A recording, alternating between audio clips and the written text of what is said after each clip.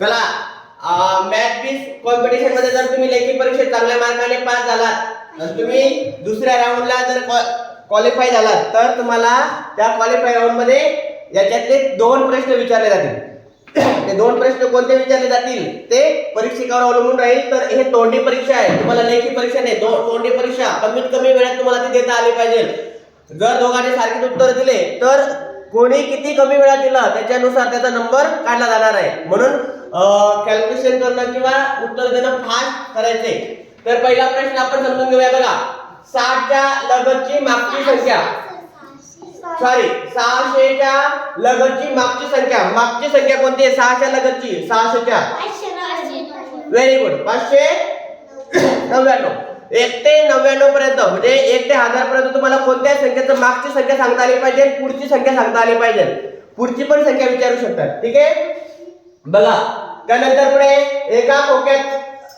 एका खोक्यात 6 लाडू मावतात तर 48 खोके भरण्यासाठी किती खोके लागतील? 48 खोके. तुम्हाला फास्ट मनातल्या मनात त्याची भागाकार करावा लागणार आहे. 48 भागिले 6. 48 भागिले 6. 6 1 6 6 2 12 7 3 8 7 2 6 5 6 7 3 7 3 8 8 6 8 किती खोके लागतील मग? 8. लगेच फास्ट तुम्हाला सांगता आलं पाहिजे. म्हणजे तुम्हाला या ठिकाणी तोंडी बेरीज वजाबाकी गुणाकार भागाकार फास्ट करण्याची कौशल्य हस्तगत करावं लागेल. बरोबर आहे की नाही? प्रश्न विचारला तुम्हाला ते कॅल्क्युलेशन करून तुम्हाला ते फास्ट उत्तर देणं अपेक्षित आहे. बघा 35 रुपयाला 1 याप्रमाणे 4 टावेलची किंमत किती? 35. 35 आणि 35 होतात 70. 2 टावेल 70. 70 आणि 70 140. अशा पद्धतीने तुम्हाला फास्ट बेरीज करून तुम्हाला ते उत्तर काढायचे. आता 35 आणि 35 होतात 70. 2 टावेलची किंमत किती आहे? 70. 70 किंवा 35 ला 4 ने गुणलं तरी उत्तर येणार आहे. पण आपल्याला लेखी आहे का? किंवा तुम्हाला 35 चा पाढा 4 पर्यंत म्हणता आला तरी तो तुम्हाला चालणार आहे. 35 आणि 35 70 140 किंवा 35 आणि 35 70. 70 च्या दुप्पट 140. बरोबर आहे की नाही? 2 टावेलची किंमत 70 आणि 4 टावेलची किंमत त्याच्या दुप्पट 70 आणि 70 140. पुढचा प्रश्न आहे बघा. चैतालीकडे 500 रुपये होते. बघा चैतालीकडे 500 रुपये होते तर तिने 265 रुपयाचे पुस्तक घेतले तर तिच्याकडे किती रुपये शिल्लक राहिले? आता या ठिकाणी कसं करायचं मी थोडक्यात सांगतो. चैतालीकडे 500 रुपये होते त्यापैकी 265 खर्च केले. आता तिच्याकडे किती शिल्लक राहिले? बघा आता इथं कसं करायचं? 65 ना, ऐका इकडे नीटला. इथं तुम्हाला लेखी करायची नाही, तोंडी करायची. मग मनातल्या मनात कसं? मग 65. मग 65 च्या शतक म्हणजे किती? म्हणजे पुढे जाण्यासाठी किती? 5 मिळवले 70. 70 मध्ये 30 मिळवले 35. म्हणजे इथं 35 आला. बरोबर? किती आला? 35. 35 होते तर 300 होतील. बरोबर नाही? 300 आणि ते 200 म्हणजे 235. असं मनातल्या मनात तुम्हाला कॅल्क्युलेशन करावं लागेल. बघा 265 मध्ये 35 मिळवलं तर 300 आलं की नाही? 300 आलं की नाही? मग 300 मध्ये 200 मिळवल्यावर 500 येईल. म्हणजे 500 रुपये पूर्ण होतात की नाही? आलं लक्षात? म्हणजे तिच्याकडे एवढे शिल्लक राहते. खर्च एवढे झाले आणि दोघांची बेरीज 500 झाली पाहिजे. तर अशा पद्धतीने तुम्हाला हा चौथा प्रश्न समजून घ्यायचा आहे. लक्षात आलं? पुढचा आहे 42 मीटर लांबीच्या तारेचे 6 ठिकाणी कापून समान लांबीचे तुकडे केले तर प्रत्येक तुकड्याची लांबी किती येईल? किती? 42 मीटर लांबीच्या तारेची 6 ठिकाणी कापून किती? 6 ठिकाणी कापायची. 42 मीटर लांबीच्या तारेचे 6 ठिकाणी कापून समान लांबीचे तुकडे केले तर प्रत्येक तुकड्याची लांबी किती येईल? आता बघा आता इकडे लक्ष द्या. 42 मीटर तार आहे.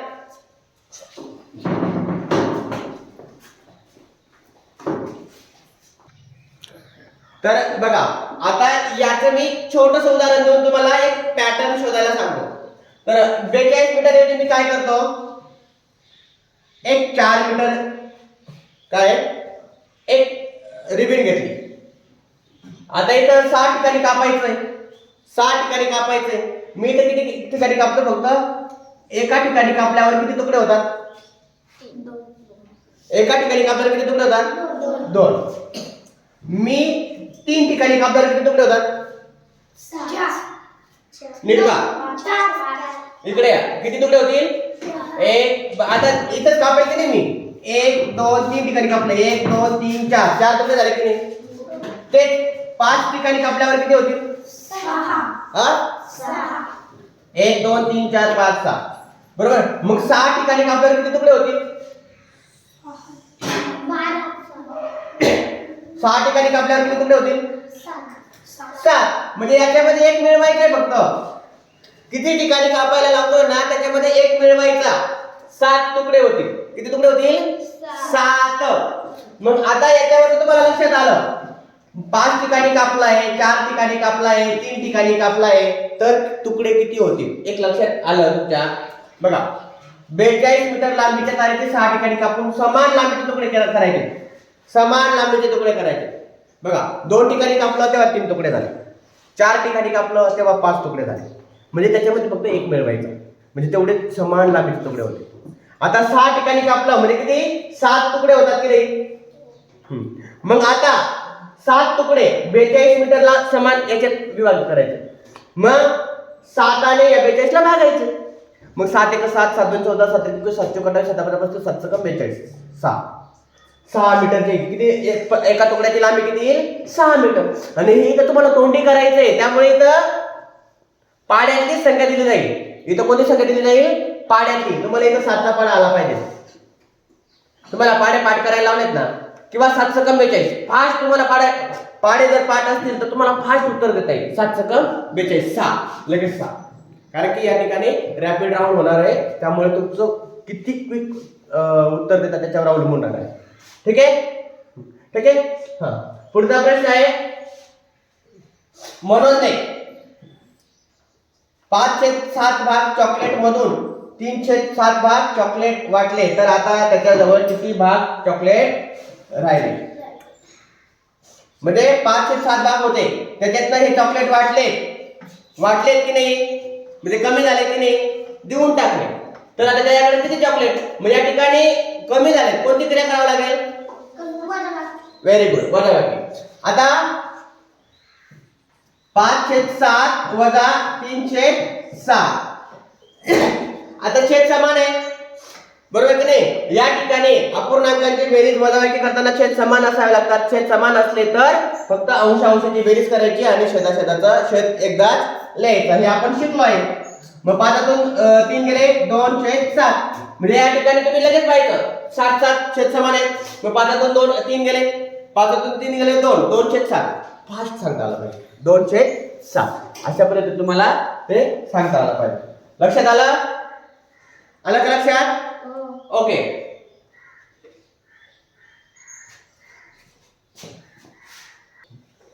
आता 7वा प्रश्न आहे. एप्रिल महिन्याच्या 3 तारखेला मंगळवार आहे तर 14 तारखेला कोणता वार असेल?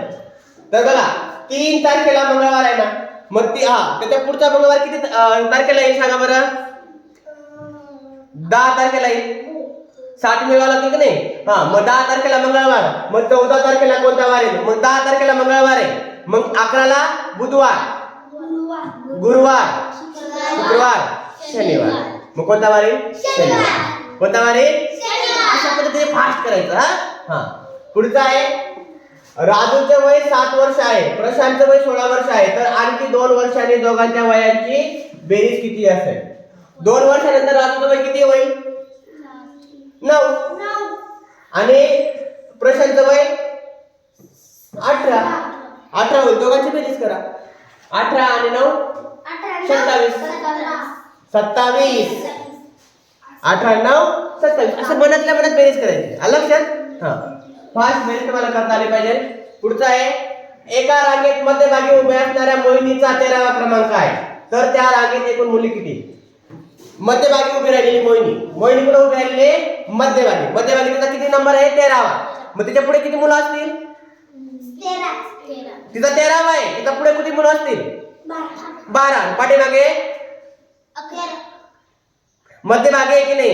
पाठीमागून पण तेवढेच मुलं बरोबर की नाही? पुढे पण तेवढंच. 12 आणि 12 किती झाले? 24. आणि ती स्वतः 25. किती मग? 25. डायरेक्ट 25. समजलं? त्यानंतर बघा 3 अंकी सर्वात मोठी समसंख्या कोणती? 3 अंकी सर्वात मोठी समसंख्या कोणती सांगा मग? 3 अंकी सर्वात मोठी समसंख्या, 3 अंकी सर्वात मोठी समसंख्या किती? Very good. सर्वात मोठी सर्वात मोठी संख्या आहे 999, पण ही विषम संख्या आहे, मग त्याच्या मागे यावं लागेल 998. Very good. अशा पद्धतीने तुम्हाला ते सांगता आलं पाहिजे.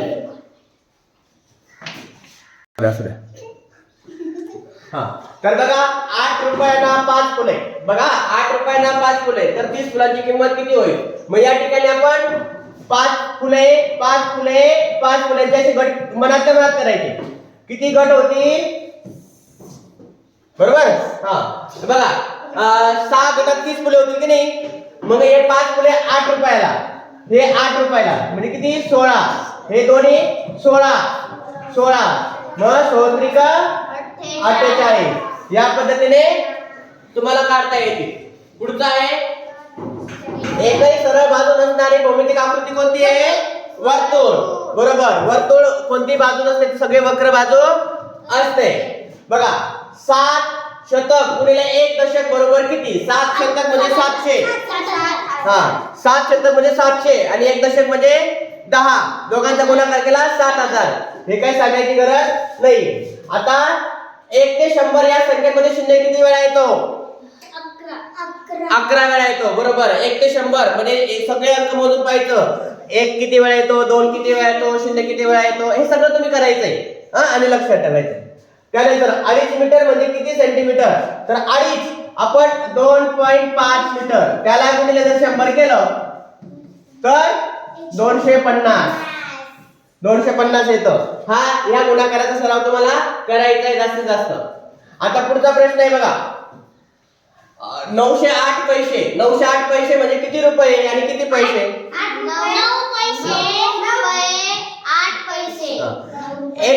100 पैसे म्हणजे 1 रुपया आहे की नाही? 100 पैसा म्हणजे 1 रुपया, तर 900 पैसे म्हणजे 9 रुपये आणि त्यातले 8 पैसे म्हणजे 8.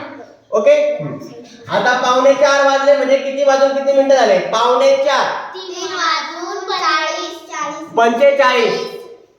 कारण की 3:45 म्हणजे 4 ला 15 मिनिटं, पाव भाग कमी, पाव भाग म्हणजे 15 मिनिटं, मग 4 ला पाव भाग कमी म्हणजे 3:45 मिनिटे. हे तुम्हाला घड्याळाचा चांगला सराव करायचा आहे. त्यानंतर पुढचा आहे बघा 5.5 रुपयांना 1 पेन्सिल. याप्रमाणे 6 पेन्सिलची किंमत किती? 5.5 रुपयांना. मग या ठिकाणी तुम्ही ना 2 चे गट करा. का 2 चे गट करा? कारण की 1 पेन्सिल 5.5 तर 2 पेन्सिल किती? 11. मग हे 11 हे 11. बरोबर. 33. मनातल्या मनात ही बेरीज फास्ट करायची तुम्हाला. ठीक आहे. आता पुढचा प्रश्न आहे 5 दशक गुणिले 4 दशक बरोबर किती शतक? किती शतक? बघा 5 दशक म्हणजे 50, 4 दशक म्हणजे 40. बरोबर. यांचा गुणाकार 5 20 आणि हे 2 शून्य म्हणजे किती? आपल्याला काय विचारलंय? शतक विचारलंय. म्हणजे किती शतक आहे? 20. किती शतक आहे? 20. शेवटचे 2 अंक 20 शतक. लक्षात आलं? अशा पद्धतीने तुम्हाला उत्तर द्यायचे.